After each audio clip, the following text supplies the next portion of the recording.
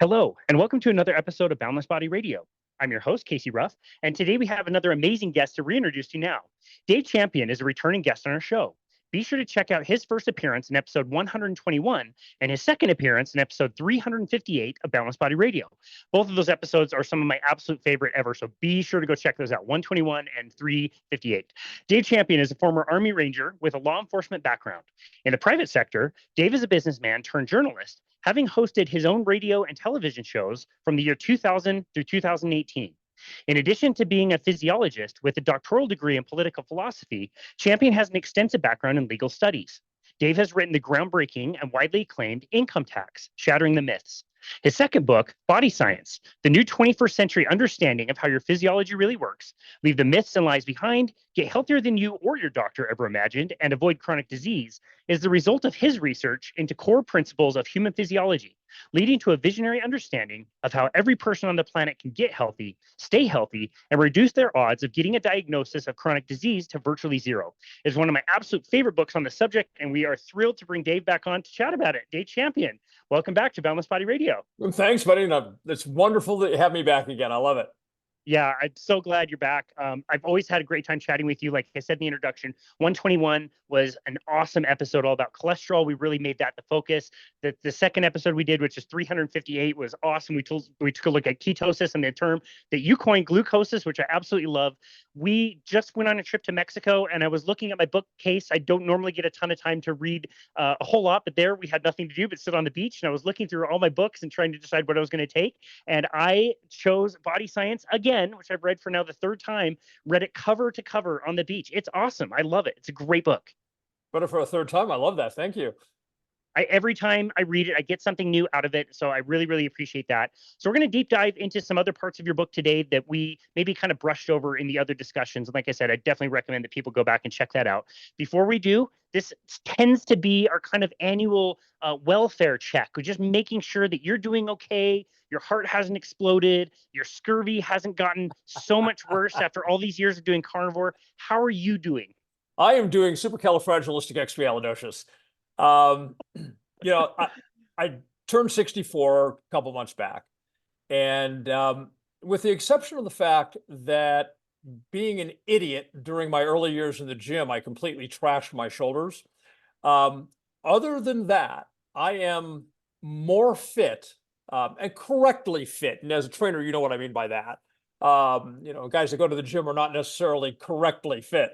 I am more correctly fit today than I've been at any point in my life. Yeah, that's amazing. How much of that do you attribute to your diet? 90%. 90%. Yeah, I've always been in the gym. I got home from the military in late October of 1984, and literally days later, I joined. I don't think it exists anymore. Holiday Health Spa.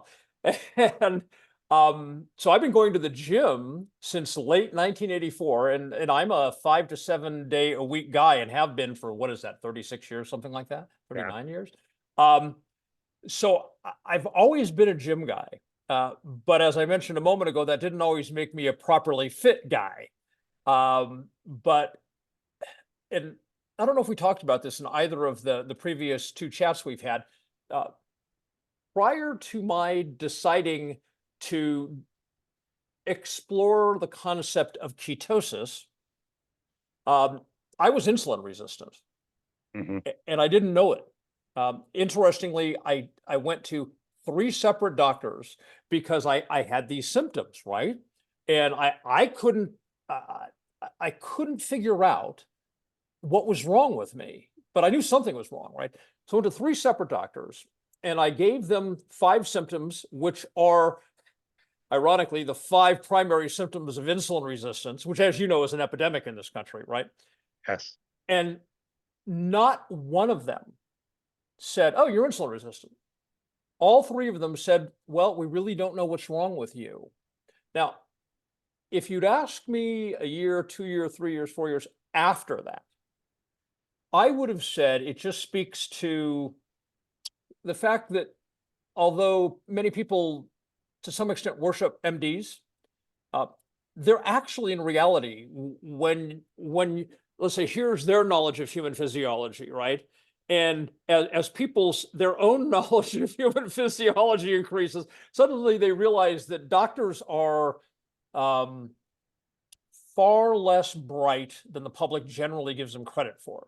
How's that for tactful? But if you were to ask me today, why do I think they said, we don't know what's wrong with you? I would give you a more cynical answer today than I would have given you several years ago. And the cynical answer today is, if they say, we don't know, they know what the next step is after insulin resistance.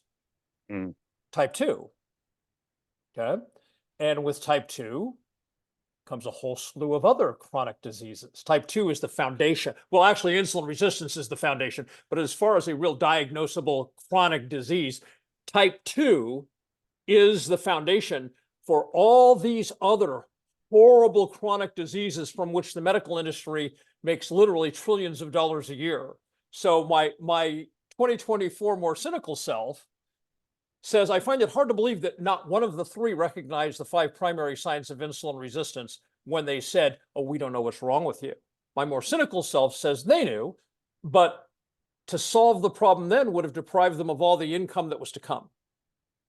Like I said, my new more cynical self. It's such a good point, and I definitely want to talk about this today. The implications of the information in your book and some of your later chapters, where you go into all of these different industries and all the trillions of dollars and the square footage even of grocery stores. Like, all of these things would change if people got the information that you write about. And we can sit here and pretty much say that even though here we are banging this drum as loudly as we can and trying to get this message out far and wide, this information is not going to get out to everybody. Unfortunately, it's going to get maybe a very, very, very small minority of people, and it's going to remain suppressed because of that reason, because it makes so much money. I love the point that Nina Teicholz made when we interviewed her a few years ago, when she said, like, what is the nicest, newest building anywhere around you? And it's always an addition to a hospital. It's an add-on. It's an oncology center. It's always in the medical industry. That's where all the money is, and it's right in front of our faces. Absolutely. It's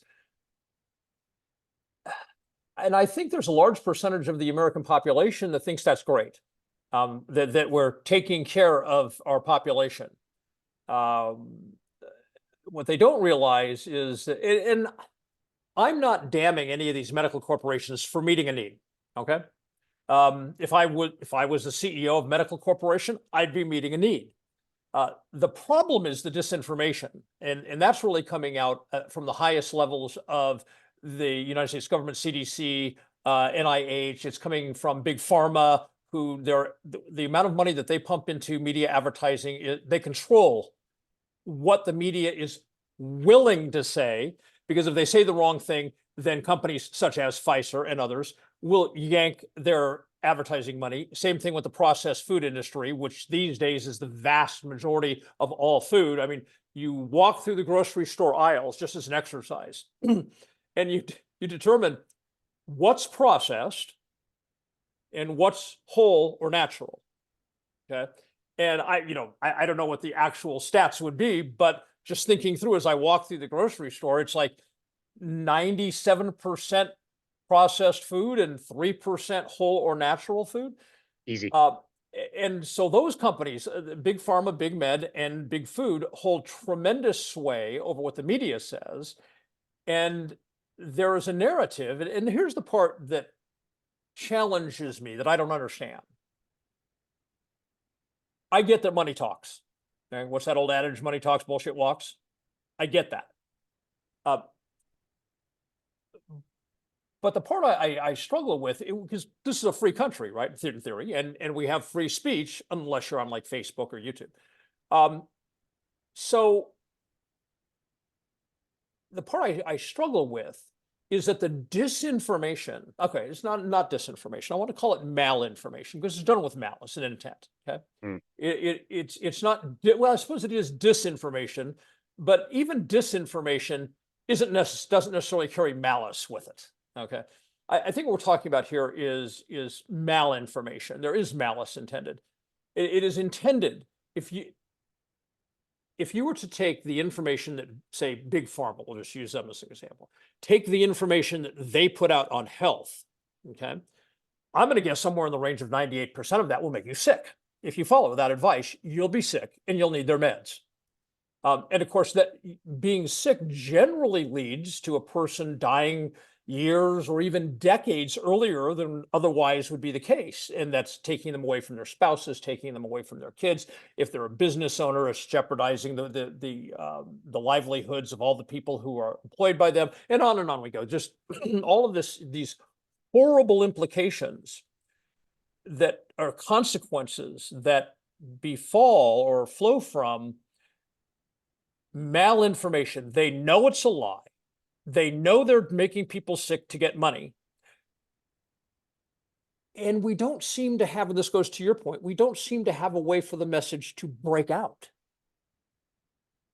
That's the part that's frustrating to me in a free country, that there appears to be no way for the message to actually break out and run.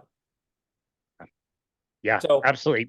It's a great point. And it's clear, even in like the latest Netflix documentary that just dropped, it's all about the twin study and they promote a vegan diet. And you see all these headlines, and I'm having the worst, most unenviable position of having to watch it because my phone is blowing up. People are asking me about it. They're asking me about vegan diets and how they're so healthy and why I'm promoting like an all meat diet like you are. And so I have to watch this stuff. And it's 4 episodes of 45 minutes each. And it's so convincing, and you don't see behind the headlines where Christopher Gardner, whatever his name is getting funded by Beyond Meats. So of course they're putting people on fake processed meats that are terrible for the environment and terrible for our health, and promoting that as this shiny new amazing thing that everybody's going to watch and think like, yeah, this is great. did you ever watch the documentary? What is it? Forks Over Knives? Yes. Ugh. Okay. So I was more naive back then. So, I had to do my follow-up research, but when I watched that, I was like, huh, wow. Okay. But when I say more naive, the idea, because that's not like big pharma, right? That's not trillion-dollar industries lying to you. It's just some guy making a documentary, right? So I had to go back and do my research, and you may remember from that, they talked about what happened with World War II when the Nazis came in and took all the meat and in Europe. And then suddenly cardiovascular disease and various other chronic diseases suddenly plunged, right? And that they only came back, they only made a resurgence in Western Europe after the end of World War II, when various farming operations that involved animals that are slaughtered for food, when those operations came back and began to grow back to their previous status, that's when heart disease came back to Europe. And what it really was, I mean, this was a lie by omission. What it really was is the Nazis seized all the grain and sugar along with the meat. But the producer and director of Forks Over Knives, they lied by omission. They didn't talk about the fact the Nazis seized all the grain. They didn't talk about the fact the Nazis seized all the sugar. They didn't talk about heart disease. The real reason heart disease came back when the economy came back is because sugar and grain came back. Now, you and I know this, but for the sake of the audience, there are, I don't know how many people there are out there who eat carnivore style. I'm going to guess at this time because it's a thing right now. Okay? I don't know if it'll continue and grow, but it's a thing right now. So there's 334 million Americans here. So I'm going to go out on a limb and saying maybe 1 million are carnivore right now, right? Sure. So if you look at the carnivore, and some of those people have been carnivore for decades, and the rest, the people who have taken on carnivore more recently, they're just getting on board belatedly, okay? That's right. And when you talk to people who have been carnivore for years, I would be an example of that. When you talk to people who've been carnivore for years, excuse me, you don't find any heart disease. You don't find any hypertension. You don't find any type 2 diabetes. You don't find any, just on heart, you just on and on and on. They're absolutely incredibly healthy. So now if we go back to Forks Over Knives, clearly it was not eating meat. And the only other food source that people consumed a fair amount of in Europe post-World War II were grains and sugar.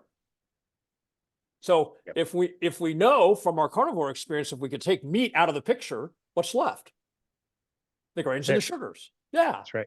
Yeah. Yeah. And Well, I have a lot of animosity towards people like the producer and director of Not Forks Over Knives. And what was that one where they were focusing on high performing athletes? Game Changers. Ugh. Game changer. First one. You know, I know that they're pushing more of a personal agenda, but they're really no different than Big Pharma, Big Med, and Big Food, because they're lying, willfully, knowingly, and intentionally lying to people to get people to follow what they do or what they want. Okay, there is no way to review the evidence on the nutritional distinctions between vegetarian or vegan, and the person doesn't have to be carnivore. Let's just say that they have a diet that's low carb and high on meats. Okay, the nutritional data looked at objectively is so crystal clear that either they are complete idiots, which I don't believe, or they're knowingly, willfully, and intentionally lying to people simply to influence people to do what they think is the right thing. And you've probably talked to people who were vegan. Yeah, absolutely. Tons. Just reading a comment somebody sent to me this morning, that they had been vegan for years, and they eventually went. They attempted to go. The story is he attempted to go vegetarian keto. Okay. And he said, during his time in vegan, his health was going down, down, down, down, down. So when he shifted into vegetarian-based keto, it continued on that trajectory. And then when he went carnivore, turned around. He says at 47 years old, he's the healthiest he's ever been in his entire life, and all he eats is meat. Yeah. And that's, that's a universal story. Yep. How can these other guys not know this? They do know. They know. And this is, I love that you make such a strong point of that in the book. It's like, you're way smarter than I am. Me and my feeble brain could sit down and have a think and say, like, okay, if I were to design a study, I guess you could get a group of carnivores and a group of vegans or vegetarians and compare them on several different things. Just make sure that the people on carnivore are eating an animal-based diet. That would be fairly easy to do. And why hasn't anybody accidentally kind of done that study is for exactly the point you make. It's like they know what the outcome would be. They will not touch it. They don't fund it. The studies that we see that are being done on things like LDL cholesterol that Dave Feldman is doing, those are funded by us in the community. Like he has to go out and get citizens to fund his research because this will not be covered by the people who do the studies. I wonder why. Gee, it's because they already know. When the study that Dave Feldman released, the preliminary results, was about 2 or 3 weeks ago, right? Comparing lean mass hyperresponders to the Miami Heart study. Okay. Yep.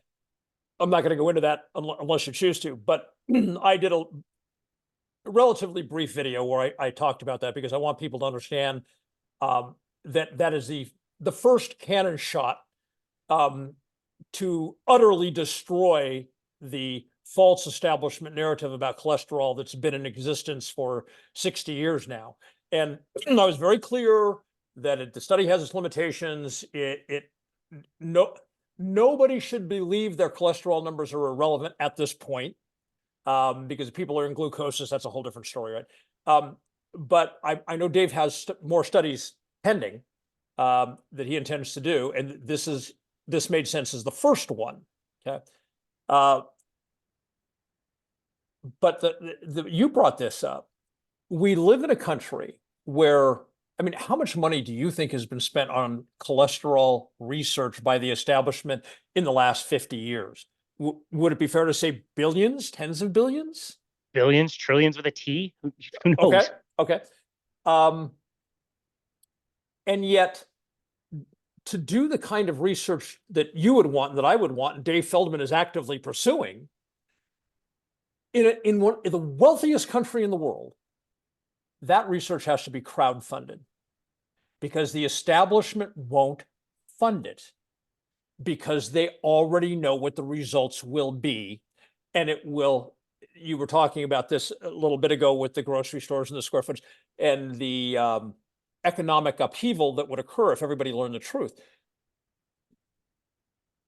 Everybody's got their fingers in the financial, I'm sorry, all the big players that could fund the kind of research that Dave is doing all have their financial fingers in the pie. Okay. So none of them are willing to do the research. You take a look at big pharma. This is a hypothetical number, but I'm going to guess if all 334 million Americans switch to carnivore today, by this day next year, big pharma's profits would probably be down 80%. Oh, yeah. Big med's profits would probably be down more than that. Okay.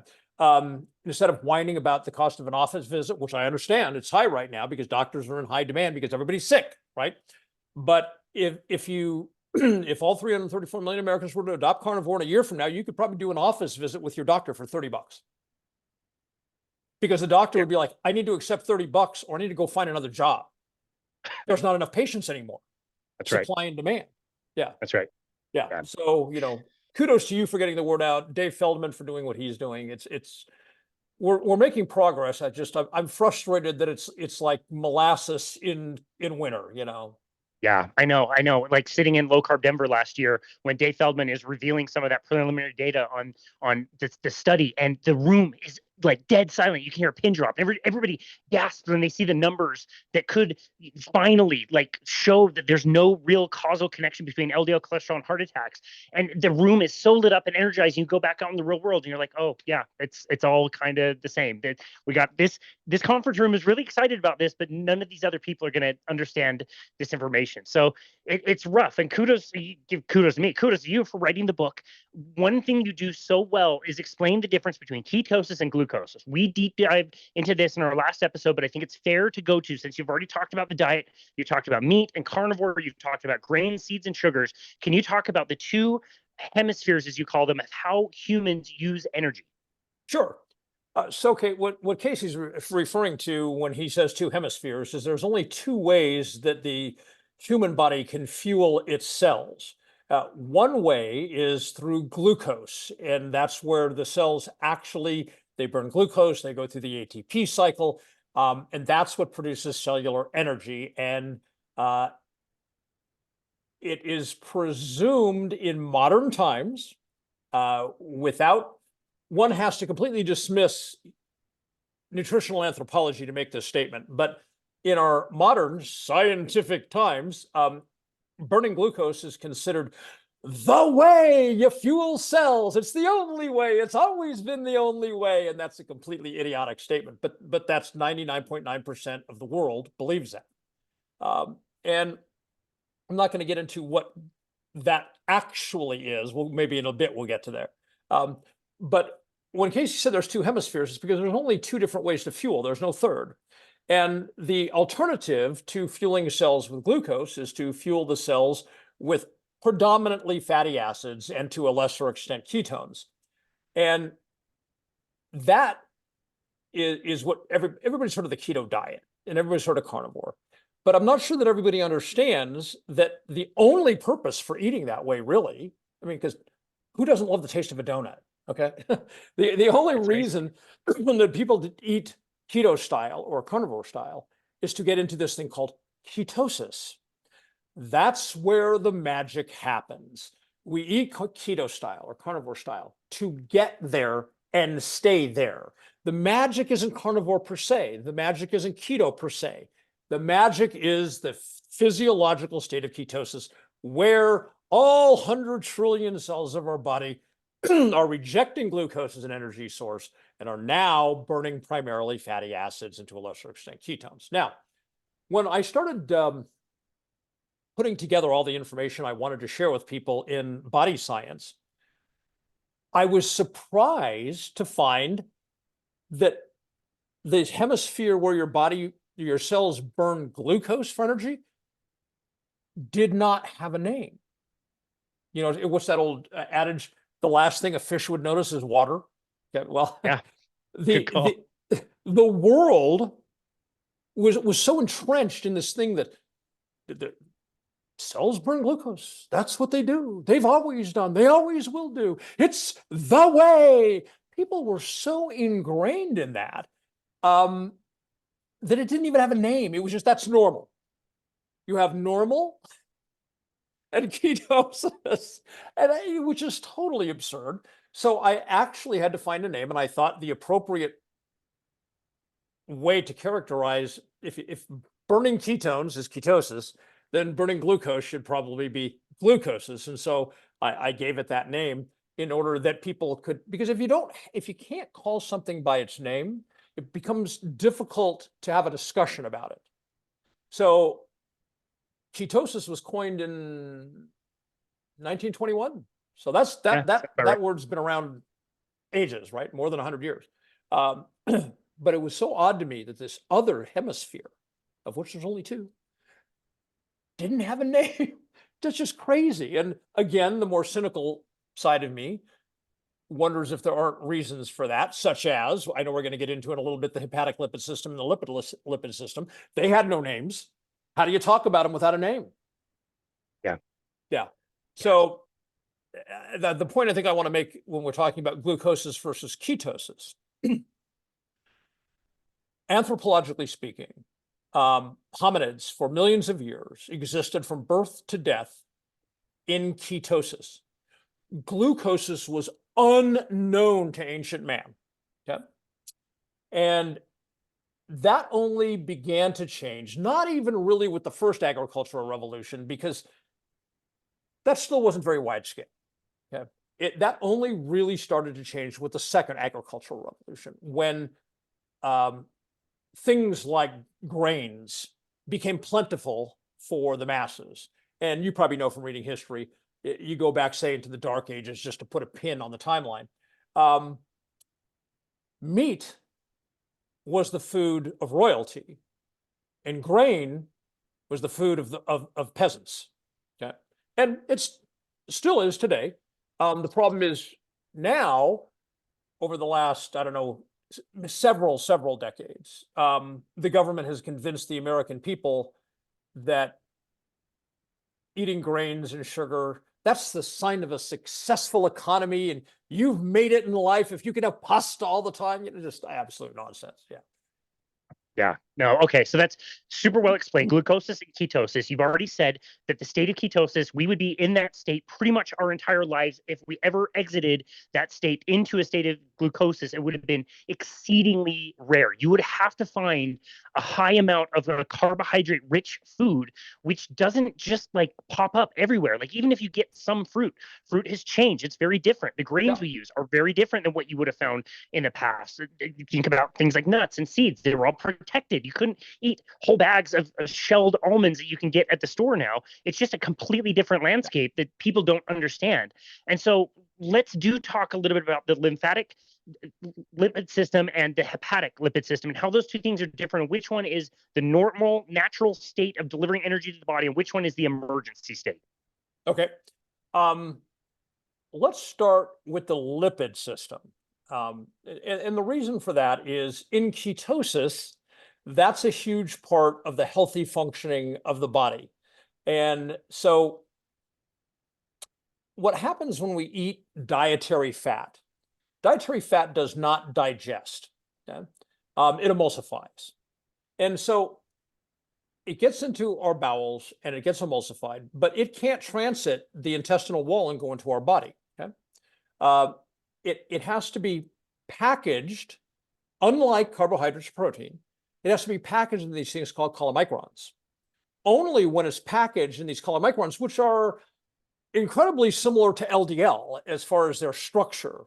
Okay, they are, the analogy I use, they're a delivery truck. I use the analogy in body science, a delivery truck that delivers its content throughout the body. Okay, and the primary difference between LDL and chylomicrons is chylomicrons used for structure ApoB48, and the LDL uses ApoB100. That's pretty much the only difference as far as structure is concerned. So the emulsified fat goes into these chylomicrons. They can then transit the intestinal wall. And here's the difference. This is why I call it the lymphatic lipid system. Those fats contained within those chylomicrons, they go through they're carried by the lymph fluid through the lymphatic system. They come up, they curve here, and then they come down, and they're dumped through the thoracic duct, they're dumped into our bloodstream. And then they go all through our body. And again, the delivery truck perspective, right? They have to offload these fatty acids, triglycerides, same name, two different names for the same substance, right? So they're carrying these fatty acids or triglycerides. And here's one of the things that I think is so cool about the body. The chylomicrons come along, and here's an HDL particle, here's a chylomicron particle. And as they cross, the HDL particle gives its ApoC2 to the chylomicron, okay, which was what they call a naive chylomicron. And once it receives that ApoC2, it unlocks the cargo doors. Until then, it cannot dislodge its triglycerides. It cannot offload them to the cells. So it meets an HDL, it transfers the ApoC2. Then the chylomicron goes throughout the body, hooking up with cells. You know, oh, there's your loading dock, hook up, here's some triglycerides, move on, here's some triglycerides. And then at the end, after the triglycerides are gone, it passes another HDL, and it gives the ApoC2 back to the HDL. It locks the doors, the cargo doors, and only when those cargo doors are locked, it doesn't possess the ApoC2, can it go back to the liver and be, I don't know what term I want to use, broken down and synthesized into something else. Okay. So that, I think, is a pretty fascinating tale. And people who are eating carnivore, as an example, they're getting probably 99% of their calories from proteins and fats. So if we just, for the sake of this illustration, we say 50-50, 50% fat, 50% protein, then 50% of their total intake, nutritional intake, gets into, energizes the cells by the process we just talked about. Wow. The It's so lymphatic elegant. lipid system. Yep. It is. It's just amazing. Yeah, you list the pros and cons of how each one of these systems work. And this one, this delivers energy. It's in a clean way. Everything gets recycled afterwards. Your cells are happy. They burn fat for fuel. It's just, it makes so much sense. So this is the preferred way. Now, Yes. let's talk about the hepatic lipid system and how that differs from this system when we eat things like the grains and sugars that you mentioned earlier. Okay. So for your audience who may not know, hepatic just means bearing upon or dealing with the liver. So you could call it the liver lipid system if you wanted, but I think more properly the hepatic lipid system. So the interesting thing is that both of these send triglycerides out in a structure, in a lipoprotein. Okay, when it's the lymphatic lipid system, it's the chylomicron. When it's the hepatic lipid system, it starts out as VLDLs, then goes to IDLs, and then goes to LDL. Okay. Which I said are very, very similar in their structure. They are all cargo vessels distributing various things, cholesterol, vitamin, water, fat-soluble vitamins, and so forth. Okay. So, but here's what happens. We eat things that are carbohydrates. Okay. We don't need to qualify what kind of carbohydrates. By the way, for your audience who may not know, every single carbohydrate, whether it's a piece of pasta, whether it's grain, a piece of bread, or whether it's some broccoli, 100% of anything that is a carbohydrate breaks down to something called a monosaccharide, which is the basic level of sugar. When it can't be glycated any further, it's a monosaccharide. Only monosaccharides can transit the intestinal wall. So no matter what a person eats, like, oh, I'm going to eat this piece of bread, or I'm going to eat this baked potato, or I'm going to have this piece of candy, whatever they stick in their mouth, it's a carbohydrate. Okay, it goes down into the intestines, and the part that transits the intestinal wall is sugar. It's a monosaccharide. Okay, so and here's an interesting thing: when it's in the intestines, it's a monosaccharide. The minute it transits the intestinal wall, now science calls it glucose, blood glucose. Okay, so same thing. Yeah. So here's an interesting thing. We talked about the fact that the chylomicrons flow into the lymphatic system. Well, the monosaccharides don't do that They go through the portal vein directly from the intestines right into the liver. Okay, and obviously, I think all of your listeners would know if you eat a high carbohydrate meal, it's going to raise your blood glucose level. Okay, I'm sure you've covered that a million times in talking on various aspects of physiology. So I don't know if your audience understands that high levels of blood glucose in and of itself is toxic. Okay? And then the body's response in order to ratchet the glucose back down to something akin to baseline is for the pancreas to pump out insulin. Okay, insulin is toxic. Okay, now in a glucosis world, what I just said, if we were talking to some like college professor who accepts the nonsense society-wide narrative, they would say, oh, saying high glucose and high insulin are toxic is nonsense. But the studies show they are. Okay? But when you believe that glucosis is the only way to exist, kind of hard to knock it, right? It's part of your whole paradigm. So how can it be wrong? So right. What happens is when the insulin goes up, okay? Now, I think most people understand that when insulin increases, blood glucose goes down. That's the purpose of insulin in regard to blood sugar. Okay, insulin goes up, the blood sugar comes down. I think that's as far as people understand. If you ask them how does the blood sugar go down, they don't know the mechanism. Well, the mechanism is the insulin signals the liver to gather up this glucose as the blood is flowing through the liver, which is a blood organ. And then the liver extracts the excess glucose, again, trying to force that down back to baseline. Okay? And it converts the glucose to triglycerides. Okay? Now, remember, over on the lymphatic lipid system, triglycerides are good, right? We want them. But this isn't the same kind of thing. Okay? This is a conversion as an emergency mechanism to get the toxic glucose out of the blood. Okay? So then it packages up these synthesized triglycerides. They're not natural, they are synthesized. I guess they're natural in the sense that the liver does it, but the liver doesn't want to do it, the liver has to do it. Okay? Packages them up in VLDLs and spits them out into the bloodstream. Now, the cells already have triglycerides from what the lymphatic lipid system does, right? This is not an either or. The lymphatic lipid system is always operating, okay? So the triglycerides are already in the cells, okay? And then along comes these VLDLs or IDLs that have this synthesized triglycerides. And they say, hey man, open up, we got some triglycerides. And the cells are like, dude, we are triglyceride out. We can't make any. First, you bombed us with glucose, so we had to take some glucose in and oxidize, burn that shit off, right? Now you're coming back with these synthesized triglycerides, trying to shove triglycerides into us. We're packed. We can't take any. Okay. Now, here's the thing. These lipid proteins, they get smaller as they offload their cargo. Okay? Some of them are carrying things, some carry cholesterols and other things. So as they get smaller and smaller and smaller. But what's still in there is the triglycerides because the cells don't want any. Okay? Now, or the cells are full is maybe a better way to put that. And so the LDL cannot return to the liver until those triglycerides are offloaded. Okay?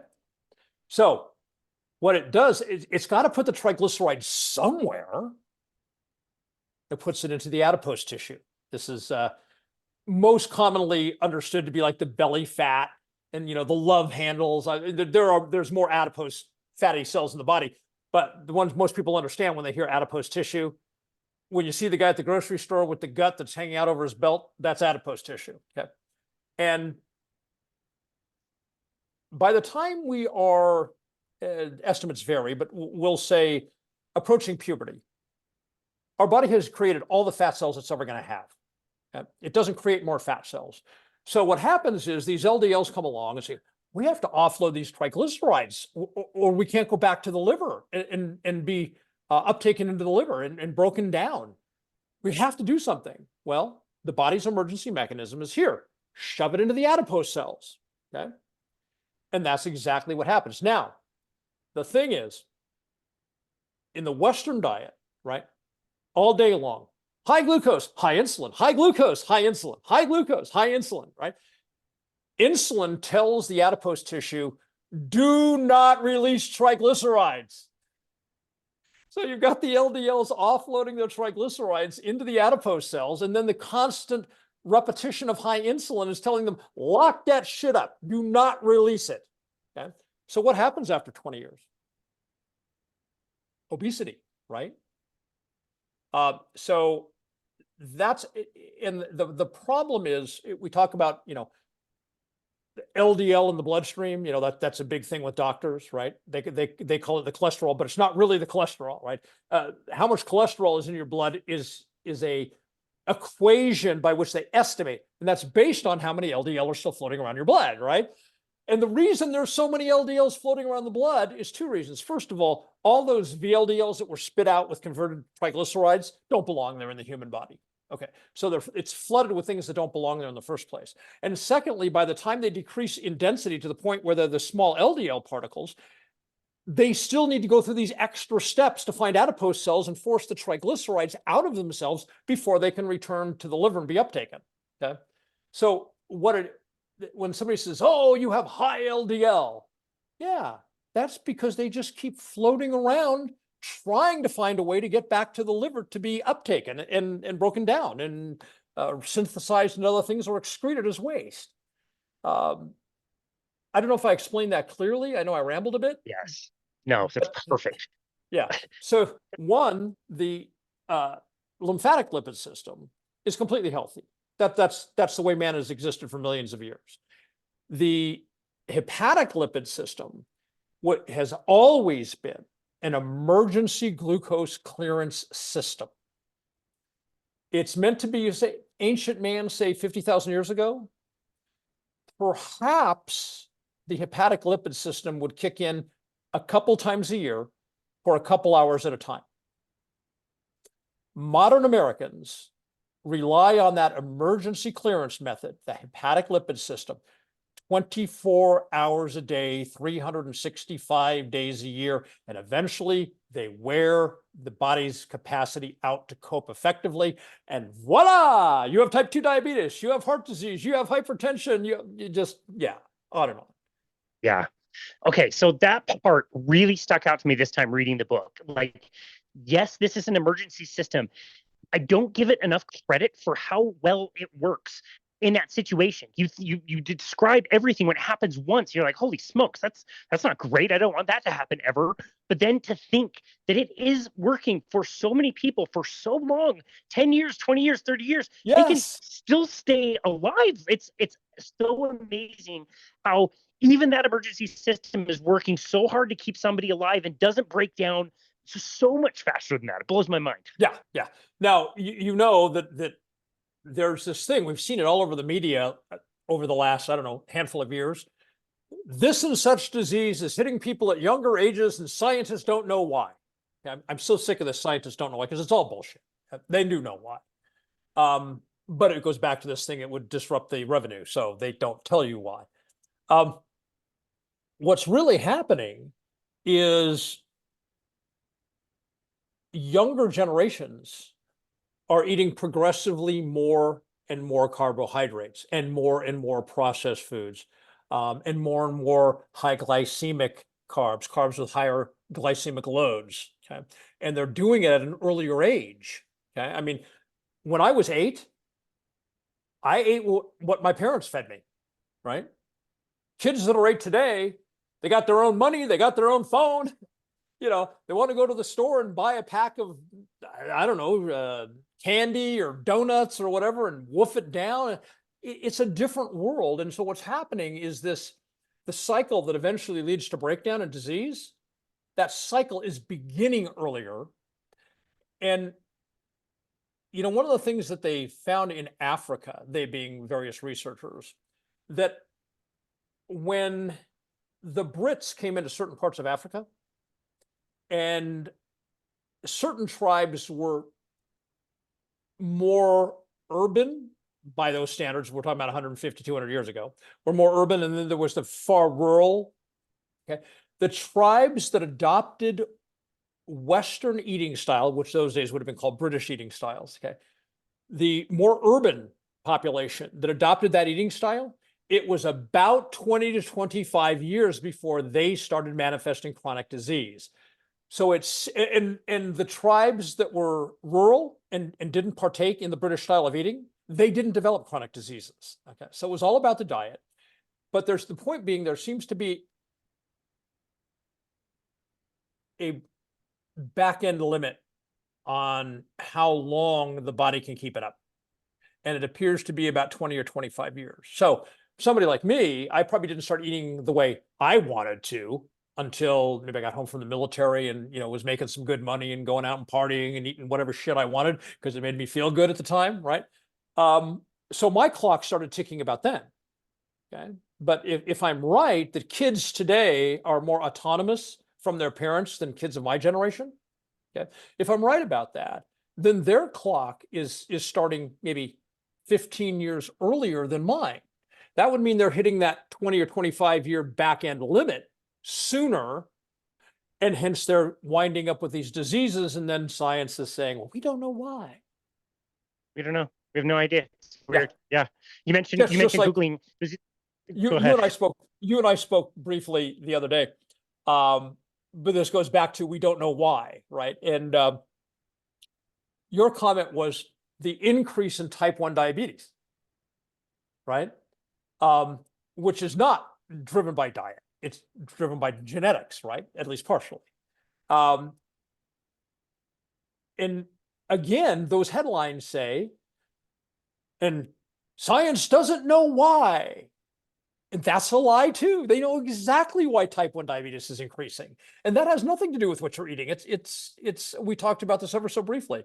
Prior to 1921, when synthetic insulin was made, a person who was type 1 diabetic died, period.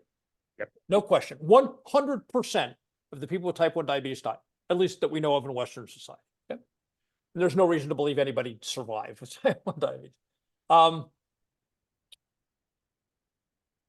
So what happened was, whatever causes the genetic predisposition to type 1 diabetes, unless the person had later onset of type 1, so they were able to have some kids first, short of that, and most of type 1 onsets when you're a child, prepubescent, okay? So what was happening was, people who had whatever the genetic predisposition is to type 1, they'd manifest the type 1, they'd die. So that genetic lineage didn't carry on through society, okay? So, okay, here's a genetic problem. Well, you're gone. Genetic problem, you're gone. That lineage didn't grow, okay? So as of 1921, with the synthetic insulin, humans with type 1 diabetes started living full lives. And all of them that wanted to get married and have kids did. And still are, right? And in many cases, they're passing that genetic predisposition onto their children.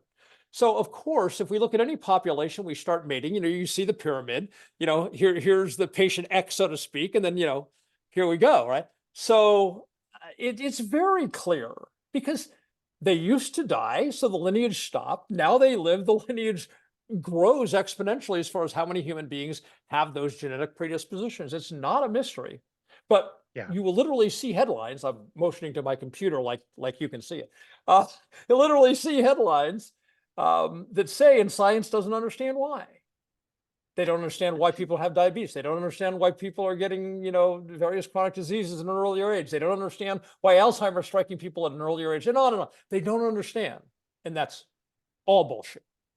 Yeah.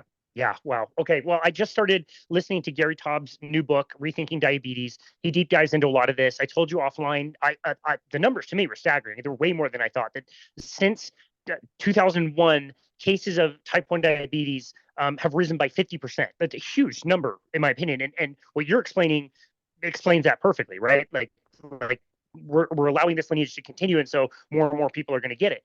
And it was interesting going back to those times as he's describing, like they knew that diet was a component, and they were trying to get people to eat more protein and more fat. But then when we developed insulin, all of a sudden people wanted the insulin and they wanted that treatments, and doctors didn't have to, mess with the kerfuffle of trying to change people's diets. It was just so much easier to give them the insulin and let them eat whatever they wanted. And so we kind of lost that knowledge and that information. And you wrote an entire chapter on type 1 diabetes, which is fascinating. It's towards the very end.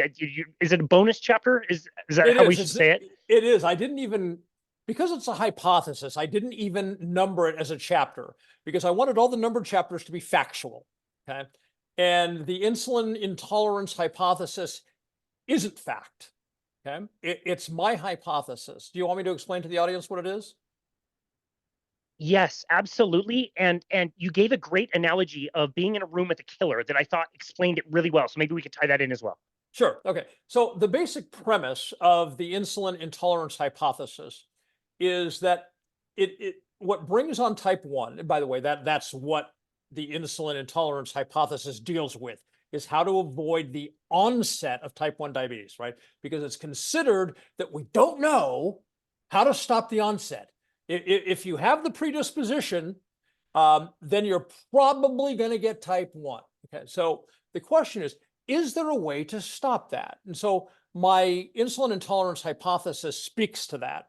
And basically it says this: we all know what an autoimmune disease is, yes? So the body sees something as harmful and it overreacts to simplify the process. And that overreaction by the body causes detrimental impacts on the person's physiology, and they have some sort of illness or disease or unwellness. Okay, so that's autoimmune. So many people have speculated that type 1 diabetes is an autoimmune response, but no one's addressed what exactly it is or talked about, well, okay, so we're calling it autoimmune. What is that pathway? What's the mechanism? Okay, so my belief is this: our bodies know instinctively. I talk about the body's native intelligence absent what's up here. Okay, in body science, I talk about that a little bit. High insulin is bad. High glucose is bad. Okay. Now, because the body knows that high glucose and high insulin are toxic, imagine if there is a particular person whose genetics and the way what triggers their genetic expression, okay, is that high insulin isn't just seen as an oh shit, okay? High insulin is seen as, oh my God, you're killing me, okay? Far more dramatic response than the other 99% of the people on the planet, right? Okay. That one person, their body freaks out and they have an autoimmune response, an autoimmune disease response. So what their body does is so hypersensitive to high insulin, it's so fearful of the high insulin that it goes and it attacks the cells in the pancreas that create insulin. That's its way of surviving. It perceives high insulin as such a threat that it says, we know how to stop this. And it goes after the cells in the pancreas that produce the insulin and kill them. Okay. The person ends up, they can't produce any more insulin or very, very limited supply of insulin. And prior to 1921, they die because blood glucose just continues to rise and there's no mechanism left in place to bring it down. Okay. So the question is, if there is this crazy over-the-top autoimmune response that kills the insulin-producing cells in the pancreas, and that is a disease of its own, is there a way, you've probably heard of epigenetics, the word, okay?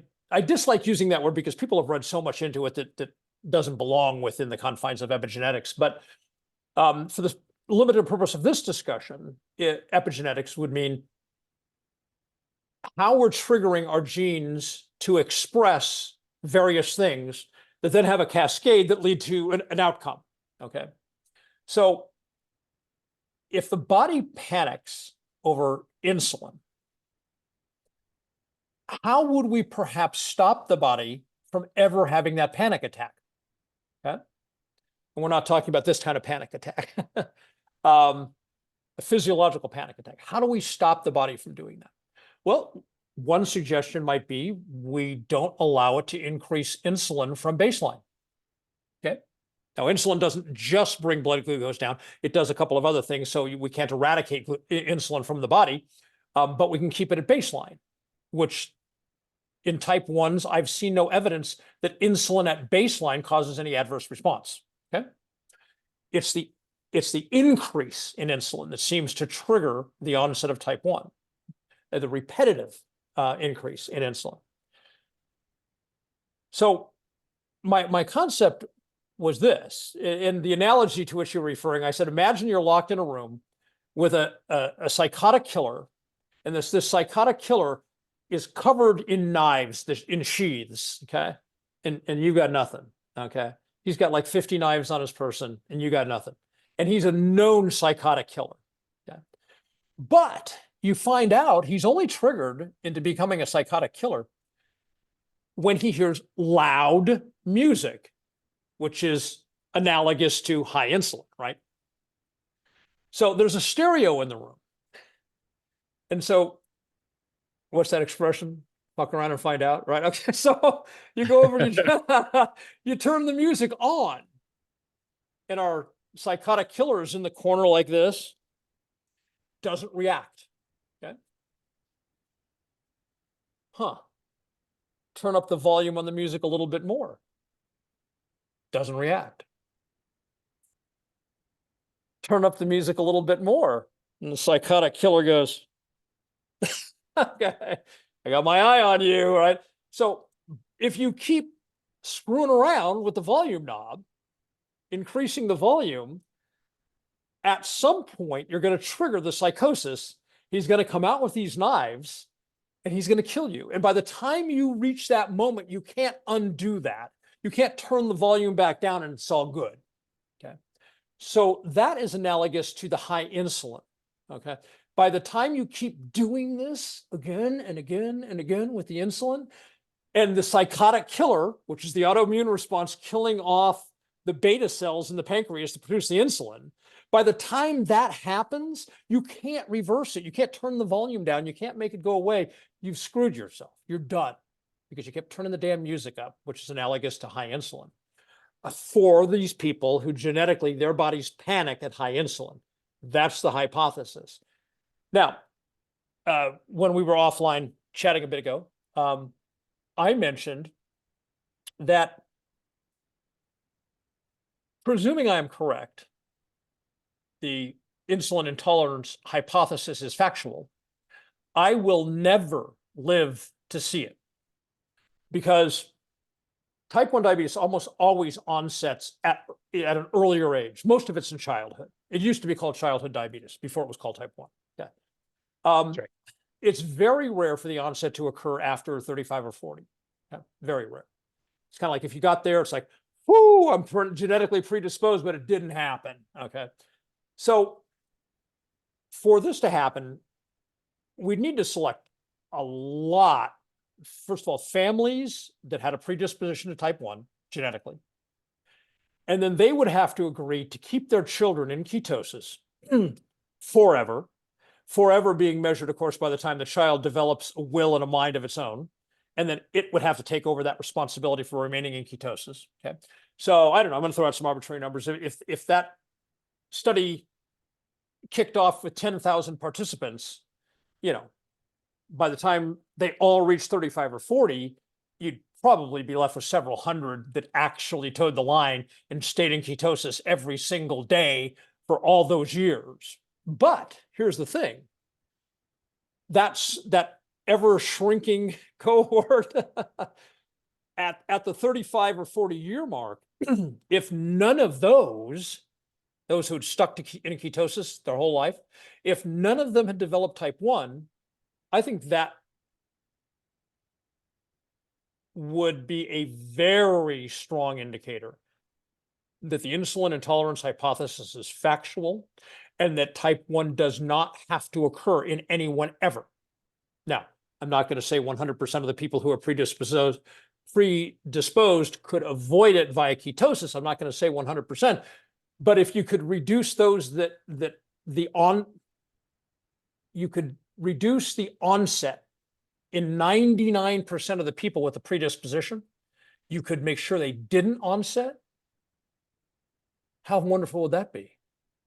Of course. Yeah. Now, what are the odds that research is ever going to happen? Well, zero, I'm pretty sure. Of course. Yeah. And of course, big pharma makes billions a year off of insulin. So why would they, sort of being crowdfunded? And of course, a study with that sort of longevity, 35, 40 years would be insanely expensive. And only the big players could fund something like that and keep track. And they have their fingers in the financial pie. They're the ones making billions. So it's never going to happen. But I would encourage people, if somebody has type 1 diabetes, they know their parents did or their grandparents, they've got type 1, they know it's a genetic lineage in their family, and they're going to have kids, you may be saving your child from type 1 by keeping that child in ketosis as long as the child is willing to stay in ketosis. Now, I know some parents are going to be, so what? We have insulin. Why would I care? What do you do about that?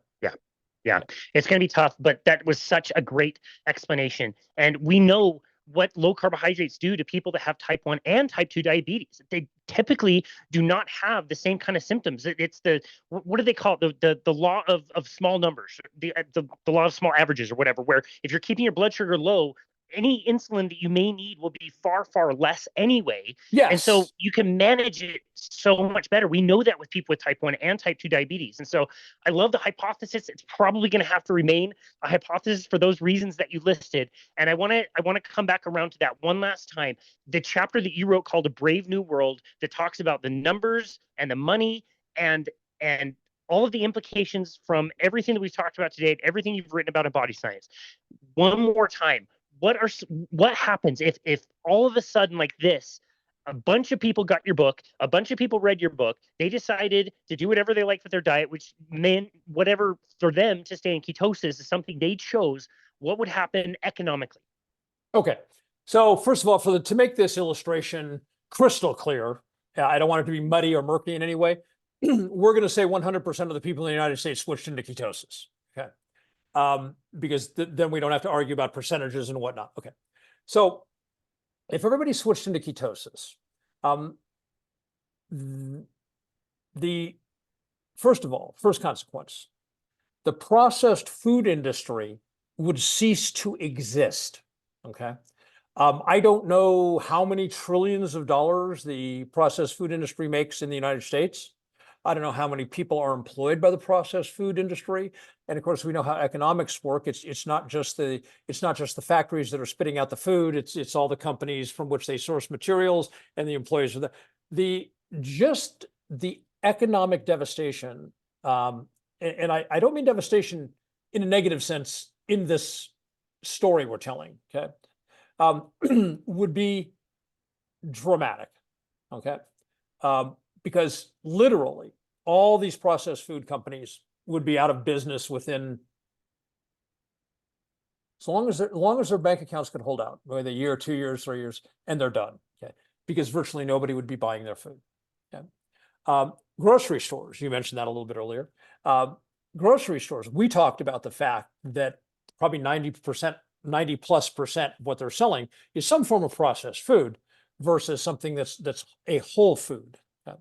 So now, if people stopped eating processed food, they still need to get calories. So if somebody was consuming 2,500 calories a day of highly processed food, or they still need 2,500 calories a day to survive, or someplace in that range, they just have to find another food source, which would be things like meat. Okay. So, but of course, meat is much more calorically dense than the stuff that's coming out of the processed food industry, right? And it's a lot more, dramatically more calorically dense than things like vegetables. Okay. So what would happen would be the grocery stores, and this would be an adaptation process, and there would be a lot of pain before the adaptation paid off. Okay. But grocery stores could probably shrink their square footage by about 80%, okay, 70, 80%.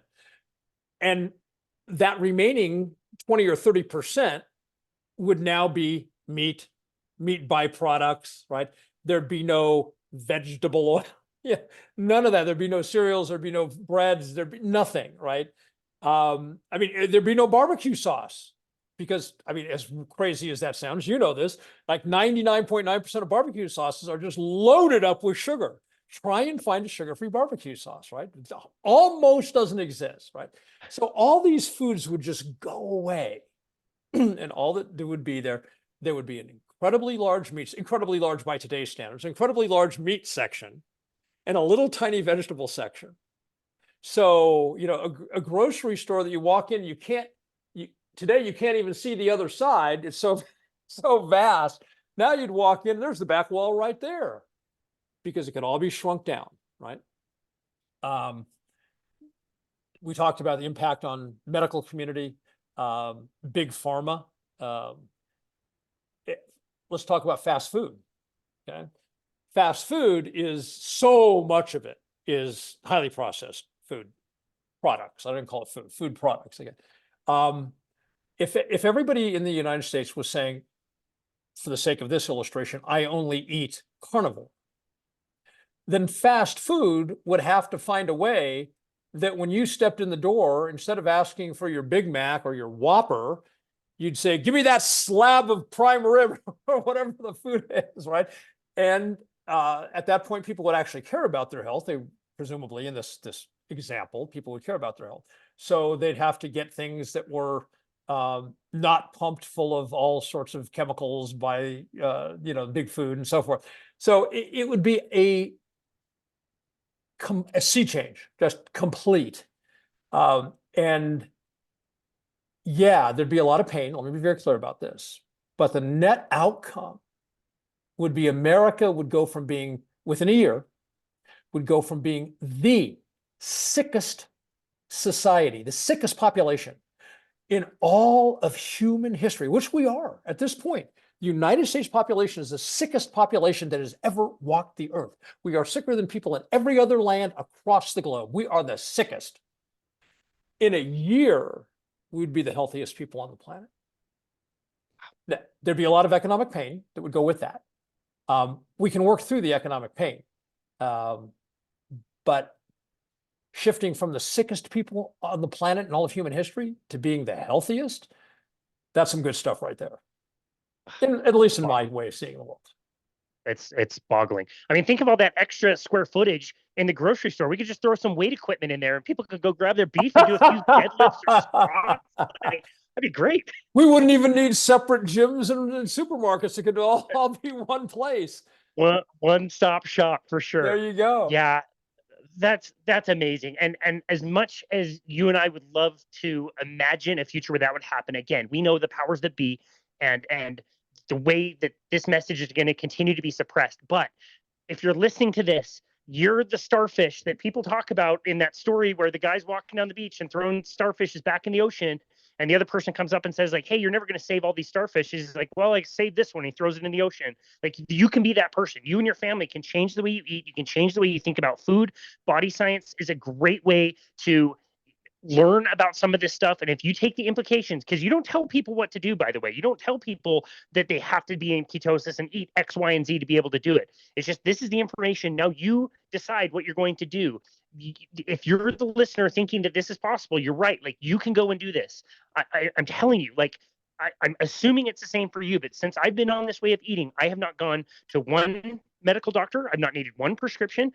My food costs a very low amount. I spend a few bucks a day on all the food that I need, eating mostly carnivore. It's amazing, and your energy is good, and your brain works better, and everybody in this community seems to be reverse aging magically, like you are, younger every time I see you.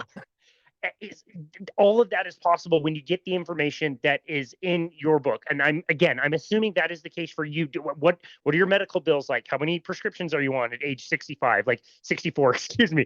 Do you have the same experience that I've had?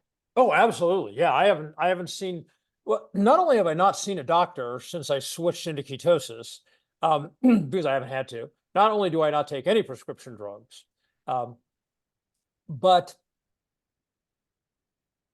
I haven't been sick a day since I shifted into ketosis. Now, that includes going through the whole SARS-CoV-2 event. Right? You know, I hope people won't take what I'm about to say the wrong way, because I have empathy for people who had a hard time with COVID-19. I have sympathy for the families of those who passed away. Okay? So please don't take this the wrong way. For me, SARS-CoV-2, I call it the SARS-CoV-2 event because by the original definition of pandemic, it wasn't even a pandemic. Okay, by the SARS-CoV-2 event was a non-event for me. It was like, the hell are all you people doing? It was funny because in about the first quarter of 2021, I went out and I had a blood test that I paid for out of pocket, none of that government crap, right? Because I don't want to be part of creating data for them on something that was run amok, right? So out of pocket for a test for SARS-CoV-2 specific T cell response, okay? And the particular kind of T cell that they were testing for, lifespan is roughly 8 months, okay? Sometimes it can be a little longer. And I came up positive. Okay? So at some point during 2020, the SARS-CoV-2 virus got inside me and engendered an antigenic response, but I was never sick a day in my life, right? Now we go to the news and we see, you know, it's an RSV and you get the flu and you know, COVID's back and everybody's freaking out and hospitals are putting mask mandates back in place. And again, I don't care what it is, add all those together, you know, one big, this is fall, this is winter, right? Okay. And again, I'm sitting over here, well, none of that has anything to do with me, because I've been living in ketosis for years. I literally have not got, you know, like you, oh, I'm sick, I have to go to bed, I can't work.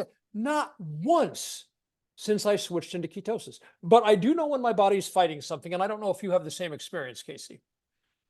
If my body's fighting something, the worst of it is I feel a little off. Yeah. And one of the telltale signs for me, I don't know if this applies to others, I notice I react a little bit more emotionally to things. Things that I would go, suddenly I'm like, I don't like that. And I catch myself and I go, oh, I'm fighting something off. And, you know, a day or two later, I'm back to my normal person, my normal continence. But like, actually, like, I don't feel well. I have to go to bed. I can't work. I can't go to the gym. Has not happened. Not once since I shifted into ketosis years ago. Yep. Same. And so this is part of the thing, Casey. And I know I've expressed frustration on a couple of points as we've been talking today. You know, I want to like grab people by the lapels. I'm like, what don't you get? Now, granted, you and I also go to the gym. We do cardio. We do resistance training, which, for those of your audience who may not be aware of this, that's critical for your immune system, because a huge part of your immune system involves your lymphatic system. And unlike your cardiac system, where you've got a pump called the heart, okay, your lymph system does not have a pump. But yet the lymph fluid, to be healthy, most especially your immune system to be healthy, that lymph fluid has to circulate. The only way lymph fluid circulates is by the contraction of skeletal muscle. That's it. There's no other way to circulate it.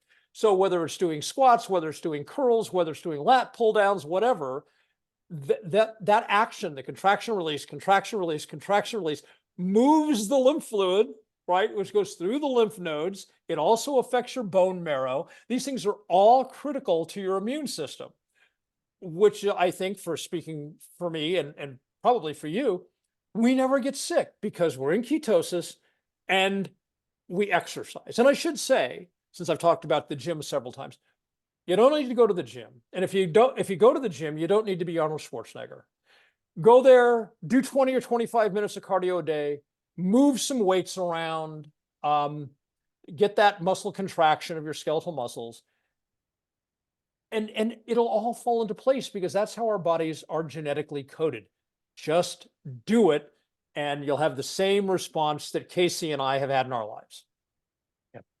Yep, absolutely.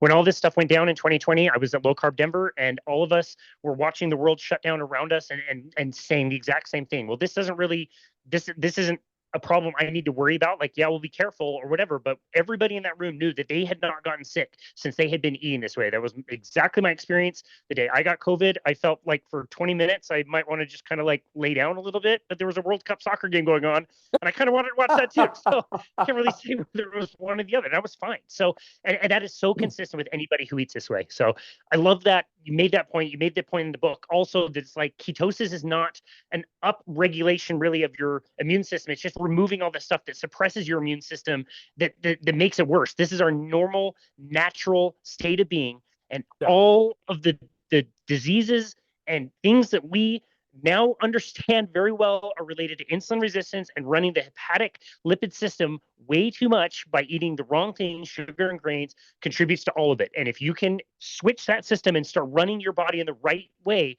using ketosis and the lymphatic lipid system, everything improves. Everything gets better. And that story just keeps repeating over and over and over and over again. It's amazing. It's so cool. You know, one of the highlights for me about sitting here talking to you about this kind of thing is I spent a lot of time trying to influence people. Yeah.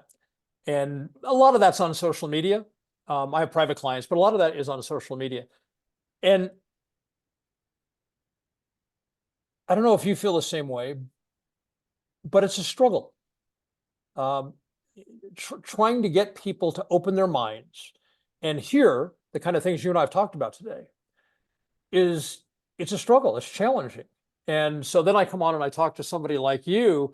It's like, what a breath of fresh air. Somebody whose mind was open from day one, who took the information in, who performed the assessment, the evaluation, who looked at the evidence, adopted it, has lived it out, tremendously successful in a health perspective. Now, it's like, just leaving aside the audience, I just love having this conversation with you because it's like somebody who gets it right on. Yeah. I don't talk to a lot of people who get it. It's tough. We are the minority out there, right? And it was learning about it the same way that you learned about it. Like this cannot be true. Like if what I'm learning about the way fat works and cholesterol works, then everybody has been wrong for all this time, and maybe people are making money off of these weird ideas. Like it's just, yeah. I feel like you very grateful to have stumbled across this information and applied it with my clients in my own life to be able to reap the benefit. I know you feel the same way, you and Jen. I love what you guys are doing with adopting cats, and you just got a new dog. I love the pictures of that. You're always either posting delicious pictures of your food or pictures of your pets, which I absolutely love. What's on the horizon for you? What's next for you? Oh, good question. And I've been wondering that myself. You know, I love to write, and you apparently think I did an admirable job with body science in terms of communicating, breaking science down into language that everyone can understand. There's what, 8.1 billion people on the planet, and provided they speak English, they'll understand everything that's in body science. I stayed away as far as possible from the medical mumbo jumbo and represented. Now, Income Tax Shattering the Myths, my first book, same thing. It takes this incredibly vast and intentionally made complex, insane-making subject, and it breaks it down into something that every single person can understand. So, and in both cases, the common denominator there is knowing what I knew, I couldn't just sit it out silently. Okay. And that was the impetus for Income Tax Shattering the Myths, and it was the impetus for body science. Knowing what I know, I couldn't just sit it out. If I didn't, what was that old expression? If not me, then who? Okay. So knowing what I knew, if I didn't share this with my countrymen, and in the case of body science, people all over the world, who's going to do that? And I have a gift for taking complex subjects and breaking them down to the things that every single person can understand. That nobody has to have a higher education, anything like that. That we all have our gifts, right? That happens to be one of mine, is to be the ability to distill and simplify, and yet not lose the underlying important science, or in the case of income tax shattermyths, the important law, but break it down in a way everybody can understand. So, in answer to your question, having done that twice, I'm kind of looking for the next thing. I did start a novel. That kind of petered out, I think, because it didn't have the same drive, the impetus to share critical information as the previous projects. I have toyed with the idea of writing more like a pamphlet than a book, maybe a very skinny book on exercise, and from the perspective that, just like all the other subjects we've been talking about today, what most people have been programmed with by the media about exercise is actually false. There's so much bad information out there. So, and it would be like a companion piece almost to body science, because a lot of it would revolve around somebody being in ketosis. But just the reality of what happens to our body, what happens to the brain when you exercise. I bet if we lined 1,000 Americans up and asked them, explain to me the mechanism that occurs, the changes that occur in your brain function as you're exercising and in the hours after you've exercised. Go ahead and explain that to me. I don't know. Okay. We talked about blood sugar a lot today. What happens in terms of blood sugar? What happens? We talked about the ATP, so the Krebs cycle, right? Which is so funny because that's part of the whole glucosis existence. Yeah. And when I say to people, when you're in ketosis, the Krebs cycle doesn't function in your muscle tissue. Oh, Casey, people get so mad. They're like, it absolutely still does. The Krebs cycle of the ATP is still critical for energy, for cellular energy. I'm like, not in the muscle tissue, not in ketosis. But they get so mad. But the point is, in sharing that, they don't understand. And especially because you remember back like in the 80s, right? The exercise was all about trendiness and looking good, and Suzanne Summer doing that thing with in her legs. Yeah, like, yeah. Hi, Master. So it was just crazy stuff, right? And it just went from there, getting crazier.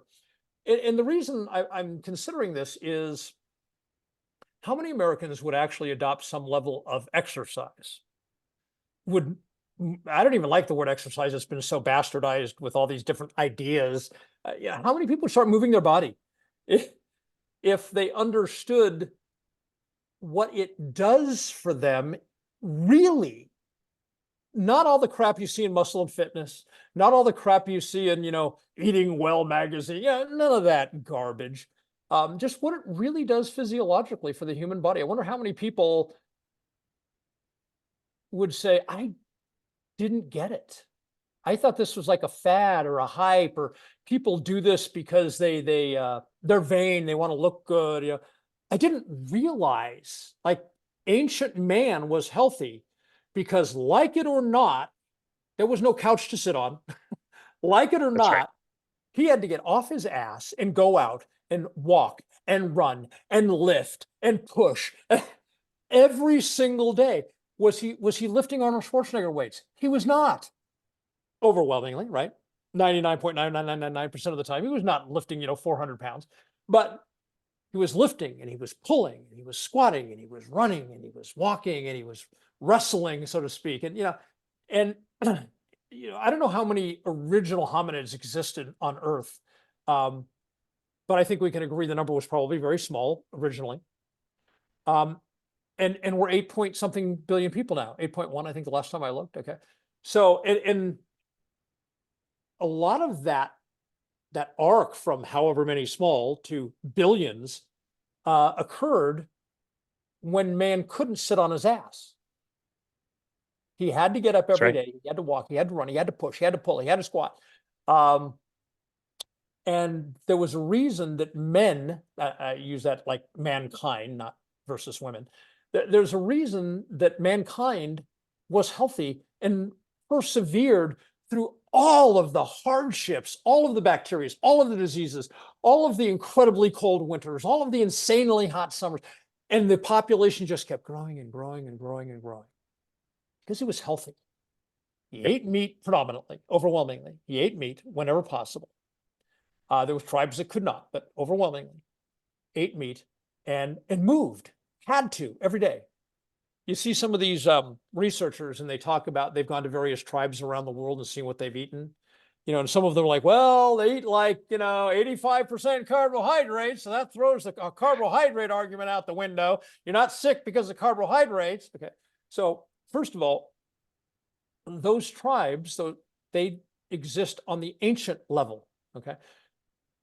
Yes, their diet may be, because of their circumstances where they live, their diet may be 85% carbs, but they're moving from the minute they get on their feet until the minute they lay their head down, and their calorie intake may be like 700 or 900, 800 or 900 calories a day. 1,000 calorie day is big calories, right? So people who are active, they have to be active to survive, like those tribes do. And a big day of calories is 1,000 calories. Yeah, they can survive living in glucosis. It's not the desirable way. And there was experiments from genetically similar tribes in Africa, where they had tribes that ate predominantly vegetable foods, and they had tribes that ate nothing but meat. Okay. They had some, I forget the slogan, but that tribe, that part of the tribe, because they had a disagreement at some point and went their separate ways. The tribe that ate primarily meat, they had some expression to some slogan like vegetables are for women or something like that, right? and we're going back, more than 100 years ago now, but researchers tested the two tribes, which were genetically similar because they used to be one people, okay?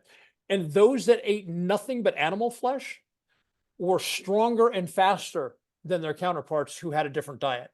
So the point being, there's that good, better, best scale. And sure, people can survive on 900 calories a day, the 85% which of carbohydrates because of their circumstances, but that's not, on the good, better, best scale, that's not best, right? Eating the meat is the best. Eating the meat and moving, that's the pinnacle, that's the apex. That's where you are. Yeah, that's where you are. Yeah. So have you gotten the impression I could do this for hours because I love this subject? Yes, and I love this subject too. And I really, really, really hope you do write that book, pamphlet, booklet, whatever, because that is a message that needs to get out. People, I tell people all the time, like exercise, eating, nutrition, all this stuff. Maybe it's not easy, but it should be simple.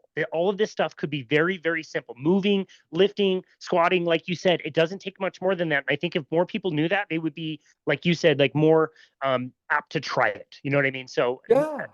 For me, selfishly, I really do hope that you write this book. And I know that we could go on and on and on and on for hours on this topic. I absolutely love it. I'm so grateful for our friendship. I'm glad that you mailed me the book when you did, when I did not know who you were. And now we've been able to do a few of these, and just I've learned so much from you and all your research. And again, is it going to change the world? Unfortunately, probably not, but we can change a few lives out there, and your book is a big part of that. So as always, thank you so very much for all of your work and your research and everything that you do. Where would you like people to go to find you, connect with you and your work, and find the book? Okay, before I say that, I want to acknowledge you. Yes, I did send you the book, okay? But you read it, and you had an interest in talking about it. I cannot tell you how many authors, influencers, etc., not authors, journalists, and influencers I've sent a copy of Body Science to. Very few have actually read it, and almost none want to talk about it, which I think is part of the reasons we discussed earlier. So I wanted to acknowledge you. Yes, I sent you the book, but it's all about you. You took the bull by the horns, and you did what is beneficial for others. You read it, you applied it, you talk about it. Thank you for having me on. Now on to your question. If people want to get Body Science or anything else I've written, they can go to drreality.news. That's DR Reality, all one word, drreality.news. They can follow me on Rumble. That's where I put all my videos these days because YouTube removed me because I was telling the truth and they didn't like that. So if you go to Rumble, simply search for Dave Champion PhD. For whatever reason, when you enter Dave Champion without the PhD in Rumble, it doesn't really bring me up for some reason. So make sure you add the PhD. Also, I am on X, formerly Twitter. And my username there is Dr. Reality 5, the same Dr. Reality with the numeral 5 at the end, and you'll find me there. I post my videos on both X natively and on Rumble. So, and of course, if somebody's on Facebook, they can reach out and friend me, but I should warn them, you're a friend of mine on Facebook.